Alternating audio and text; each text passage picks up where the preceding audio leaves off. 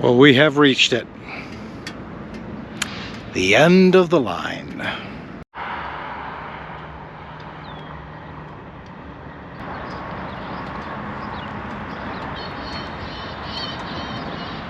Yeah, welcome to the end of the line. Well, it reminds me of this couple. They were on a road trip and they had just finished eating lunch. Enjoyed a great lunch, last day of the road trip, and they're heading home finally. Well, they happened to get about 40 miles away from the restaurant, and the wife says, "Oh no,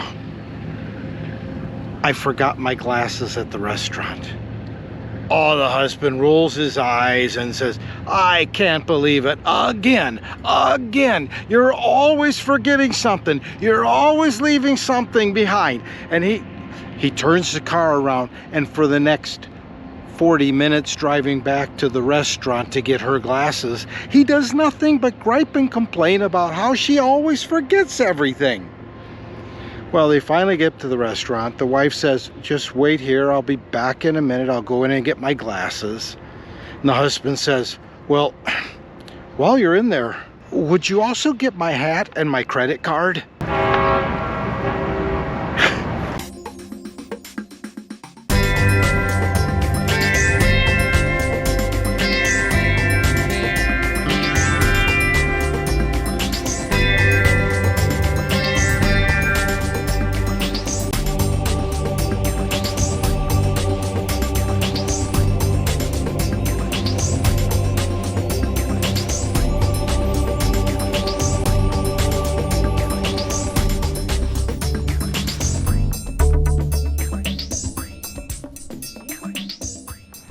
Here we are at the end of the line, talking about finishing well today. You have finished the Gospel of John. Congratulations.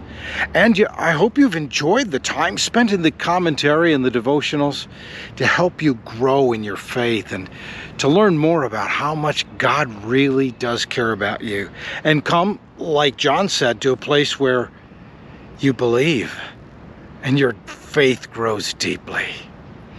Well, finishing well, that means that you complete that task, and that also, when we talk about finishing well in life, we're saying you're leaving nothing undone, that you have no regrets, and most importantly, that you've been faithful to the end.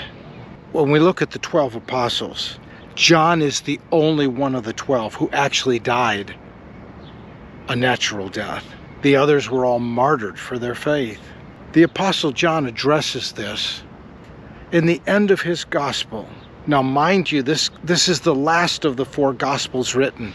It's about 85 AD, 50 years plus after Jesus has died and rose again. The other gospels were all written, and John adds his on and deals with something very important in the last chapter and the last half of the last chapter.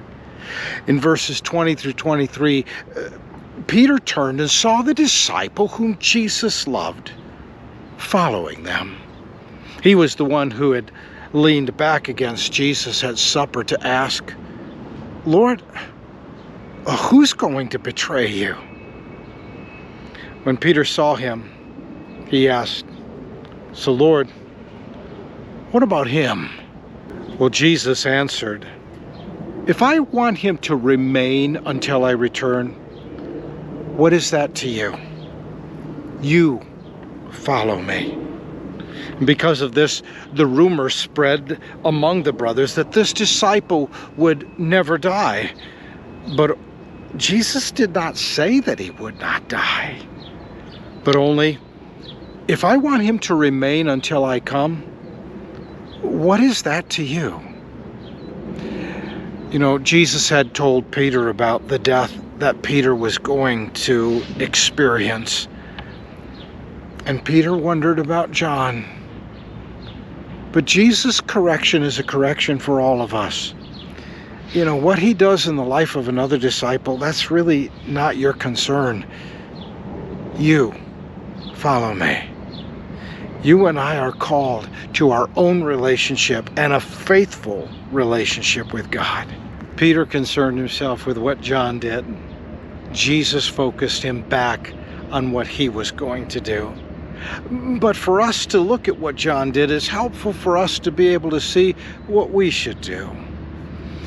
As I mentioned, this fourth gospel, the Gospel of John, was written around 85 AD. John was at that point in the area of Ephesus. Now, this wasn't the only thing he wrote from Ephesus, because over the next few years, John also wrote the books that we call 1 John, 2 John, and 3 John. 1 John, an amazing book. Wow, you gotta read it. It is filled with so many excellent instructions of how to continue our life faithfully until Jesus does come again, and how to make sure we are living in such a way that we're prepared for his coming again. 1 John is only 5 chapters long, and they're short chapters. In fact, the entire book of 1 John is only 114 verses. That's it. Now that's short. Even shorter than that is the book of 2 John, because 2 John is really an epistle. And no, an epistle is not the wife of an apostle. An epistle is a letter. And in this letter that he writes to the chosen lady and her church, he writes all of it in only 13 verses. The book of 3 John, also very short, written to Gaius with some excellent instructions and some thoughts that can really help us be encouraged. It's only 14 verses long. So you could sit down and you could read those 3 books pretty quickly. That wasn't the end, though, of John's writing. Of the 27 books of the New Testament, John wrote 5 of them. The last book that John wrote, and the last book that we have in the New Testament, is the book of the Revelation of Jesus Christ. Wow, that is an amazing book. It also happens to be one people have suggested I write the next commentary and devotional on. We'll see. That would be about 1.5 years work out of my life. Would that be well spent? Probably. We'll see what God directs. John actually was exiled, though, for preaching the gospel. And from Ephesus, he ended up exiled on the island of Patmos. That was kind of a penal colony where Rome would send prisoners.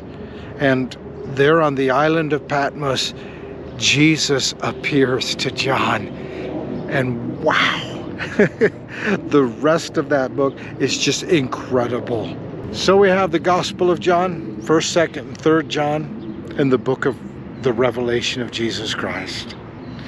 That's what John did next. He continued faithfully serving God. What will you do next?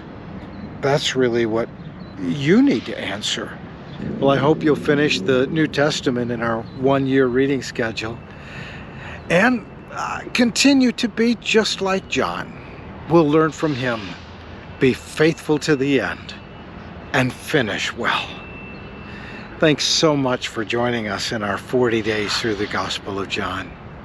And my hope for you is as you go into small group now, you'll be able to share some incredible ways how this series has been inspiring, encouraging, educational, and helpful for you in your spiritual life.